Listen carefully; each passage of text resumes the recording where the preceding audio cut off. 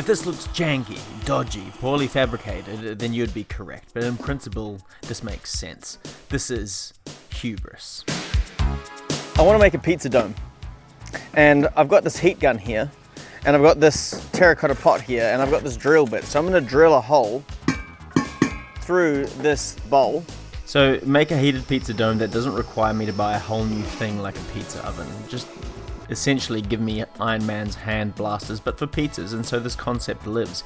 It's gone from using gas to coils from an electric hob, which is apparently straight up dangerous, to, well, to this. Okay, so as you can see, I've got 3 holes, 1, 2, 3, and that's for this wire to go through, which you'll see, and then this is our main hole. So that sort of sits on top like that, and we blast hot air through that hole. Now, if I was to blast hot air straight through that hole, we would actually end up with a bit of a problem, because if you go straight through that hole, this thing is very directional, so that will just burn the top of your pizza. That's where this comes in. It's just a little terracotta pot, and the terracotta pot is there to basically absorb a bit of that initial heat, disperse it out sort of slowly, but basically cause the hot air to disperse around it and cook it more like an oven under slightly indirect heat. So initially it was suspended by wires that are bent into hooks. So we've got our 3 little hooks here. So one hook's under there, one hook's under there, and ideally one hook's under there. But that ended up being a pretty shit idea. I couldn't easily keep the hooks in place, so the whole contraption just shifted around at will. It was too many bends and too much overcomplication for something that in theory is pretty bloody simple, so I had a moment of KISS. Keep it simple, stupid. So instead of doing that, I put some little screws in the bottom so you can just sort of hang it. So that's basically it. So that goes on the top. This is a cheap heat gun from the hardware store that cranks out over 1,100 degrees Fahrenheit. For my purposes, it's a fan-forced oven pushing out about 500 litres of air from the 7th circle of hell per minute. And we blast heat. Fingers crossed. Let's try to cook something. And I put the cart before the horse, so I tried cooking an egg on the griddle with the dome, and it worked. I'd be surprised if it didn't though. The heat gun, while cheap, is rather overpowered for the job. So I've got this tape here. And this tape is for like testing temperatures of things. Now, interesting thing about this is that I'm conducting a heat check on the skin. So it's going around 200. We need to figure out why it's not getting hotter. I'm not sure about the performance of the stainless steel conducting ambient air temperature, but 200 degrees Celsius is pretty hot on the outside in my book, so I think that perhaps the air temperature inside the dome would be significantly higher. But looking at the actual construction of my dome, would you actually expect me to have the tools to monitor that? So this is a quick and dirty pizza dough following a roughly 66% hydration. I'm still fine-tuning it, but this is a pretty middle-of-the-road dough, but it is probably fine for a griddle pizza. Now, the dough is nice and jiggly and decently proofed, so time to portion it out and make pizza.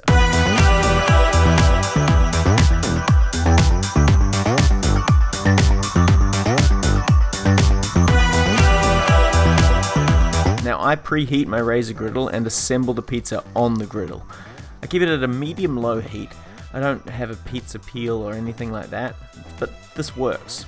This is just a simple sausage pizza, and the dome goes on for about 2.5 minutes initially.